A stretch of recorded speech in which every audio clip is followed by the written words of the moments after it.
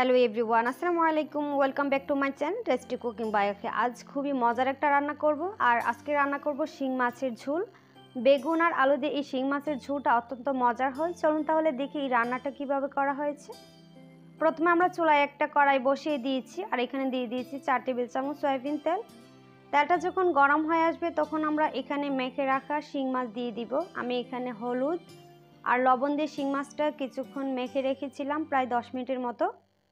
এখন একে একে শিং মাছগুলো দিয়ে দিচ্ছি। আর শিং মাছ ভাজার সময় বা যে কোনো মাছ ভাজার সময় যদি মনে হয় লেগে যায়, তাহলে একটা কাজ করবেন, আগে মাছ তেলটা ভালোভাবে গরম করে তারপর উপর দিয়ে কিছুটা লবণ মিশিয়ে দিবেন বা লবণ ছিটিয়ে দিবেন, তাহলে দেখবেন মাছগুলো আর নিচে লেগে যাচ্ছে না।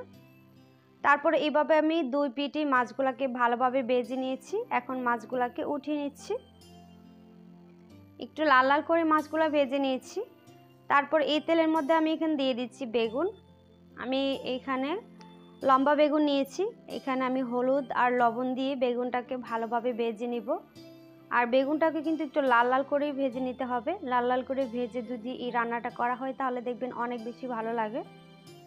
দেখেন আমাদের বেগুন কিন্তু ভাজা হয়ে গিয়েছে। এখন আমি বেগুনগুলোকে উঠিয়ে সাইডে রেখে দিচ্ছি। তারপর এই তেলের মধ্যে এখন দিয়ে দিচ্ছি আলুগুলাকে। আর একে একে সব সবজি কিন্তু ভেজে নিতে হবে। এখানে দিয়ে দিচ্ছি লবণ আর দিয়ে দিচ্ছি সামান্য একটু হলুদ। হলুদ আর লবণ দেওয়ার পর নেড়েচেড়ে ভালোভাবে মিশিয়ে নিয়ে ঢাকনা দিয়ে ঢেকে দিচ্ছি, যেন আলুটা সিদ্ধ হয়ে যায় আর আলুটা ভাজা হয়ে যায়। দেখেন আলুটা সিদ্ধ কিন্তু হয়ে গিয়েছে আর ভাজাও কিন্তু হয়ে গিয়েছে। এখন আমি আলুগুলাকে সাইডে রেখে দিচ্ছি।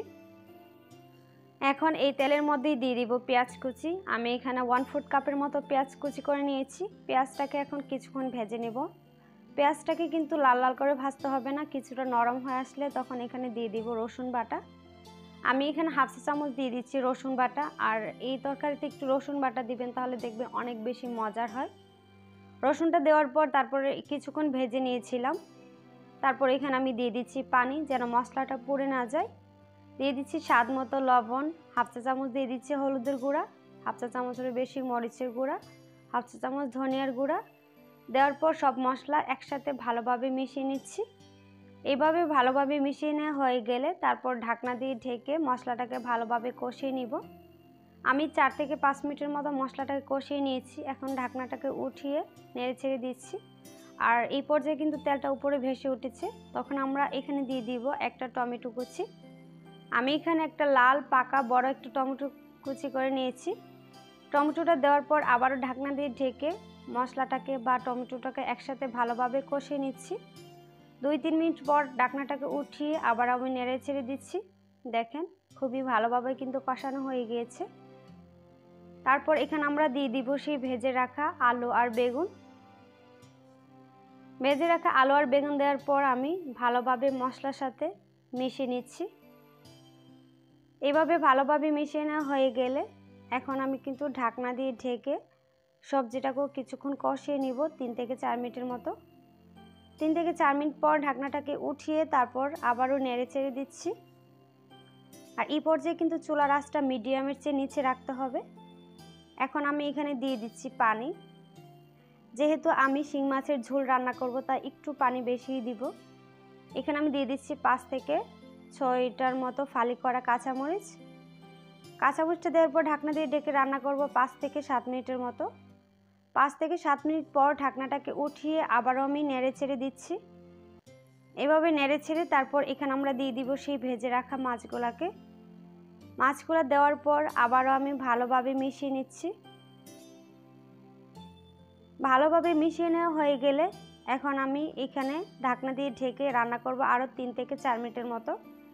3 থেকে 4 মিনিট পর ঢাকনাটাকে উঠিয়ে তারপর এখানে আমি নেড়ে ছেড়ে দিচ্ছি। নেড়ে ছেড়ে তারপর এখানে আমি এই পর্যায়ে দিয়ে দিব 1/2 চা চামচ ভাজা জিরার গুঁড়া। আর এই জিরার গুঁড়াটা দেওয়ার চেষ্টা করবেন, তাহলে দেখবেন অনেক সুন্দর একটা ফ্লেভার হয় আর অনেক মজার হয় খেতে। আর লাস্ট এখানে আমি দিয়ে দিচ্ছি ধনিয়া পাতা। ধনিয়া পাতাটা দেওয়ার পর তারপর আবারও সবগুলো উপকরণ একসাথে ভালোভাবে মিশিয়ে নিচ্ছি। মিশিয়ে নিয়ে তারপর ঢাকনা দিয়ে ঢেকে রান্না করব আরও 2 থেকে 3 মিনিটের মতো। তারপর আমি চুলাটা অফ করে দিব। দেখেন এরকম একটা শিং মাছের ঝোল যদি থাকে তাহলে গরম গরম ভাতের সাথে আর কিছুই লাগবে না, এক প্লেট ভাত অনায়াসে খেয়ে নিতে পারবেন। আর যেহেতু এখন রমজান মাস তাই কিন্তু এরকম একটা রান্না করতেই পারেন, খেতে কিন্তু অনেক ভালো লাগে। আর আমি আশা করছি আমার আজকের রেসিপিটাও অনেক বেশি ভালো লেগেছে আপনাদের কাছে। ভিডিও ভালো লাগলে লাইক কমেন্ট শেয়ার করতে ভুলবেন না। সবাই ভালো থাকবেন, সুস্থ থাকবেন আর আমার জন্য দোয়া করবেন। আল্লাহ হাফেজ।